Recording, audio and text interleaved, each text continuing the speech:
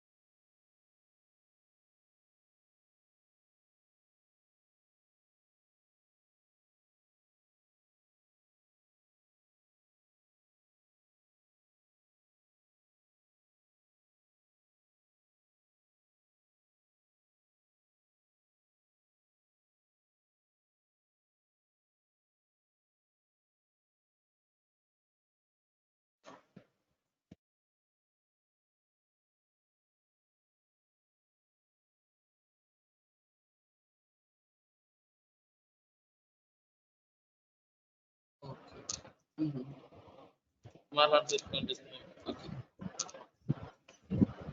start అయిపోయింది start అయిపోయింది sir. Pavan Kalyan CM. Okay. Good morning. I'm Dr. Pradeep from General Medicine. Today I will be taking Srinivas sir's class. Sir is on leave, so I will be replacing him. Today I will be discussing Wilson's disease. So Wilson's disease is also known as hepatolenticular degeneration.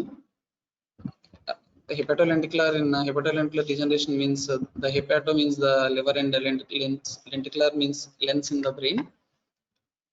So it is an autosomal recessive disorder. It is due to mutations in the ATP7B gene, and the frequency is 1 in 30,000 to 40,000 people.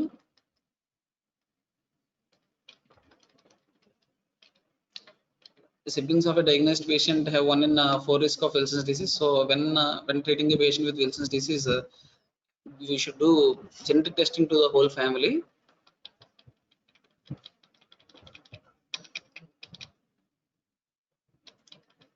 So pathogenesis. Before understanding Wilson's disease, we should know the pathogenesis of copper metabolism. The copper in our body is mostly derived from our diet. When we take any food, the dietary copper is absorbed via intestines, and it is stored in the intestines through ATP7A gene. After that, the copper is transported from intestines to liver. In liver, the excessive copper is excreted in the biliary canaliculi into the intestine, and it is excreted outside. But in Wilson's disease patients, when there is a defect in ATP7B protein, there is defective or impaired elimination or excretion of hepatic copper into the biliary canaliculi. So it simply means the copper which is absorbed from the intestines into the body will not be excreted again. It will be stored in the liver. So in this way, the excess of copper keeps accumulating in the liver. So until a point where the excess of copper will lead to spillage of the excessive copper into the bloodstream. So and this excessive spillage of the copper then goes to other organs like brain, kidneys, RBC, and other organs and damages this. So ATP7B protein deficiency impairs the biliary copper excretion. There will be positive copper balance. So there will be excess of copper in the body. Total body copper will be high, and there will be hepatic copper accumulation. Copper toxicity. The free copper leads to oxidative damage to the tissues. So whenever the copper is accumulated in the tissues, it leads to excessive oxidative damage and leads to copper toxicity. So the main problem in Wilson's is there is defective production or impaired production of ATP7B protein. This leads to defective formation of ceruloplasmin from epoceruloplasmin. So what happens is the free copper is a toxic substance, so it is bound to protein part through which it can be transported, and it will minimize the oxidative damage to the tissues. And this epoceruloplasmin will be converted into ceruloplasmin, which is then excreted from liver into the intestine. But when there is a defect of ATP7B, there will be impaired conversion of epoceruloplasmin into ceruloplasmin. So the epoceruloplasmin gets circulated in the liver, and as the epoceruloplasmin levels reach very high in the liver, then then it leads to hepatic necrosis in the liver. Then the excess of copper will be spilled into the bloodstream from the liver. This excessive copper will travel in the bloodstream through to various organs like brain, kidney, RBC, joints, etc., and will lead to damage to the various organs. So clinical features. They are mostly patients usually present with hepatic or neuropsychiatric disorders, and there are other minor things like kidney involvement leading to Fanconi's, or joint involvement leading to osteoarthritis or infertility and all. But the common presentation is either hepatic failure, liver failure, or neurological symptoms or psychiatric symptoms. So in hepatic features, we can see hepatitis, cirrhosis, hepatic decompensation, and it is usually seen in young teenagers. The age of presentation may extend into 5th decade of the life. So initially the excessive copper that is being accumulated in the liver leads to oxidative damage to the hepatic cells. This leads to hepatitis. This again leads to necrosis and apoptosis of the liver cells, leading to necrosis of the liver and damage to the liver tissue. These will lead to elevated FTs, and jaundice might or might not be present, and eventually this chronic hepatitis eventually leads into cirrhosis. This is very similar to alcoholic hepatitis or alcoholic liver disease, which we see. Yeah, in the alcoholic liver disease, the alcohol is the element which leads to damage to the liver cells, which leads to hepatotoxicity. Here, it is the excessive copper which leads to hepatotoxicity. So hepatic decompensation. Hepatic decompensation is the phase where there is a very deranged liver functioning, so that the bilirubin will be very highly elevated. There will be reduced albumin and coagulation factors. There will be ascites, peripheral edema, and hepatic encephalopathy. There will be severe liver failure. Hemolytic anemia can also be associated. So the reason for hemolysis is, it can be either due to hepatic damage, or it can either be due to direct toxicity of the RBC due to the oxidative damage of the copper. So the neurological features, they usually present with neurological and psychiatric features. They usually occur in teenagers. Onset may be extended further in a few people. There are 3 main movement disorders involved, like dystonia, incoordination, tremor, because the main anatomical structure involved in Wilson's is lens or lenticular nucleus in the brain. So due to the damage of the lenticular nucleus, so the function of the lenticular nucleus is motor coordination. So whenever the lenticular nucleus is damaged, it will leads to motor incoordination, dystonia, tremors, and postural instability.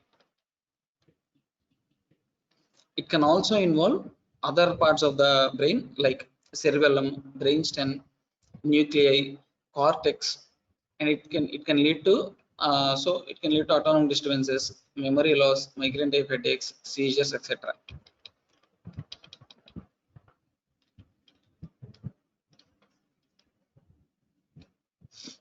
So most of them have psychiatric features like depression, hyperactivity, loss of sexual inhibition, loss of emotional control. So other features are, female patients have repeated spontaneous abortions, and there can be nephrolithiasis, cholelithiasis, osteoarthritis, particularly of the knee. So the excessive copper gets deposited in the synovium, and it will lead to damage to the synovial layer, leading to synovitis. It will further lead to damage to the joint space, and it will lead to arthritis. And the excessive copper, when excreted into the kidney from the blood, will lead to damage to the cells lining the proximal convoluted tubule. It will lead to Fanconi syndrome. So you might know Wilson's has KF ring. So KF ring is Kayser-Fleischer ring. A KF ring, if I don't know if you can see the mouse pointer. So this brownish colored ring in the periphery of the cornea, between the cornea and the sclera, this is known as KF ring.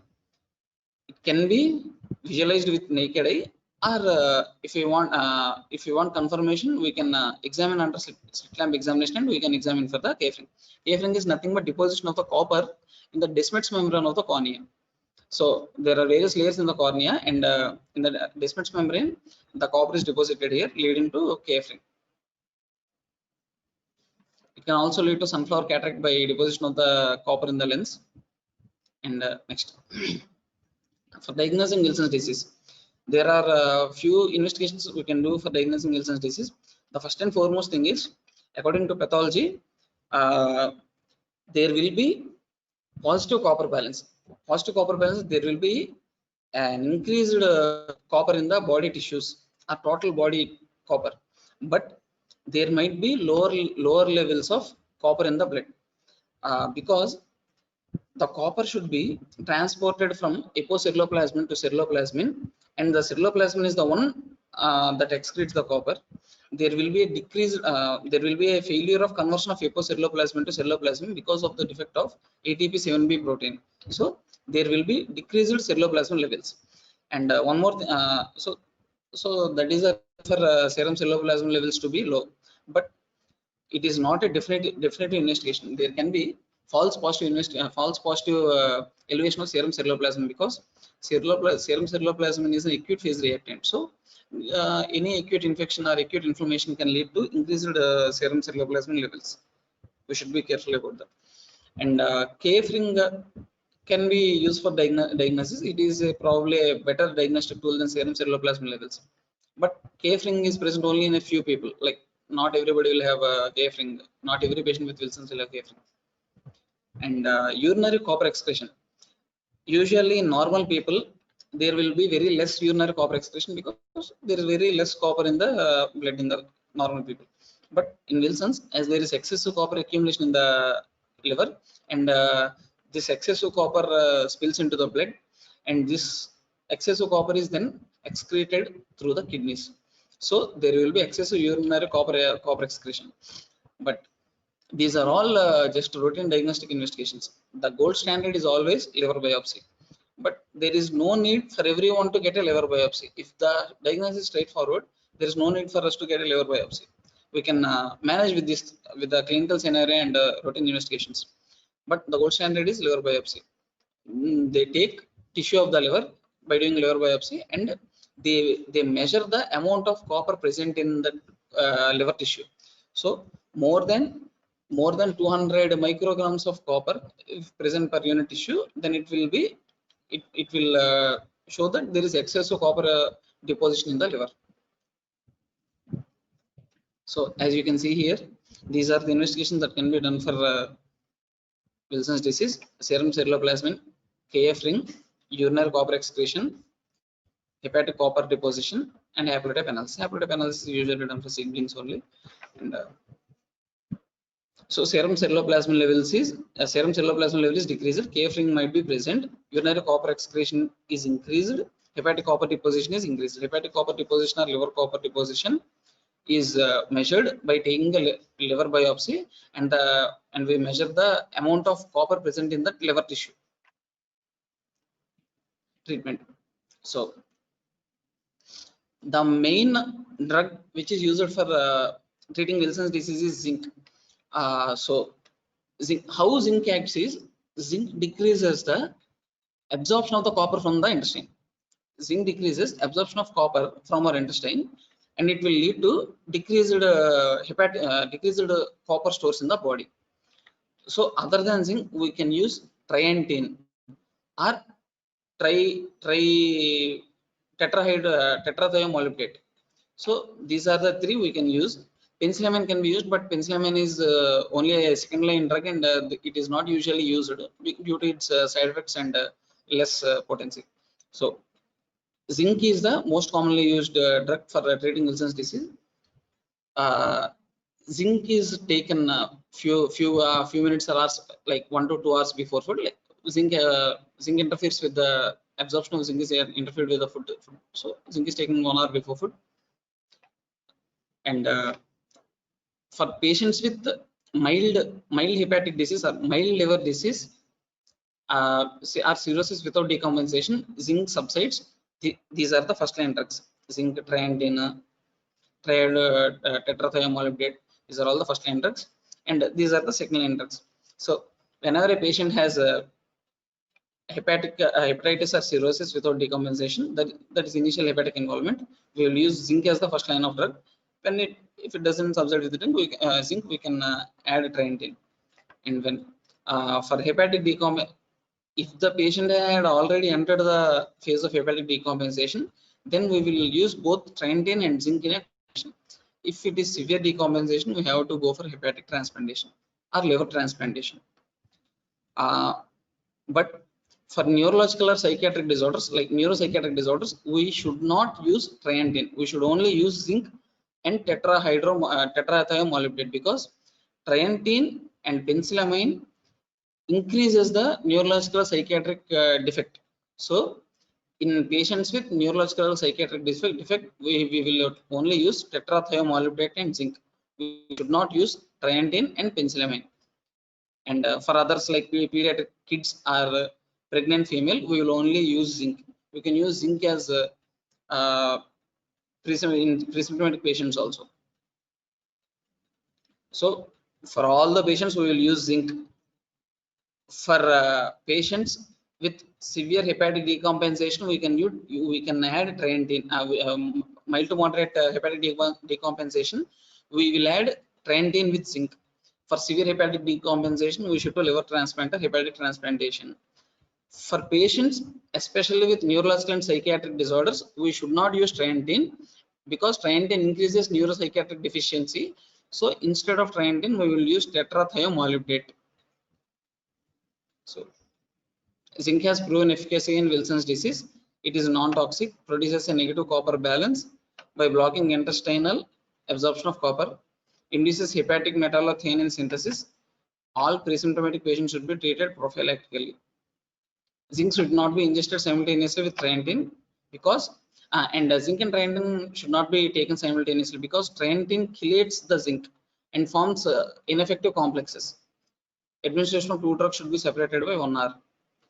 Penicillamine and triantine should be avoided in patients with neurological or psychiatric deficiency because both have a high risk of worsening the neurological condition. Okay, and for pregnant patients, we should only use zinc or triantine. So this anti-copper therapy should be given lifelong.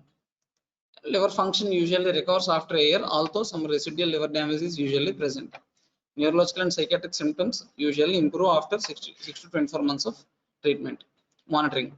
So we should monitor for triantine and penicillamine, and we should necessary to monitor the drug toxicity and bone marrow suppression and proteinuria.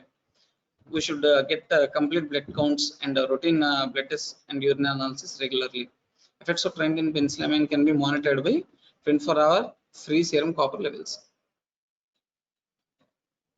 And zinc treatment does not require monitoring because it is essentially a non-toxic element. But side effects like gastric burning and nausea might be present in 10% of the people. For zinc, 24-hour urine copper can be used to reflect body loading. Typically, it is usually more than 200 micrograms per 24 hours in untreated symptomatic patients. Levels should decrease to less than 125 micrograms per 24 hours within first 1 to 2 hours of therapy. Okay, normal value is to 20 to 50 micrograms, but it is usually not achieved during the first 10 years. So this is the Wilson's disease. Please tell me if you have any doubts.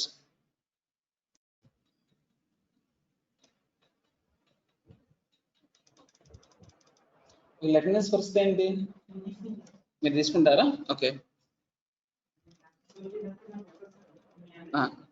so please give your attendance everyone, and please message me in the chat box if you have any doubts.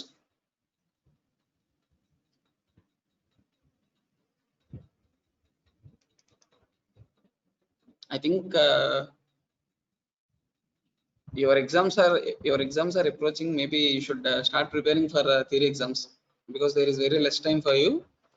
And while you people stay at home, please be careful.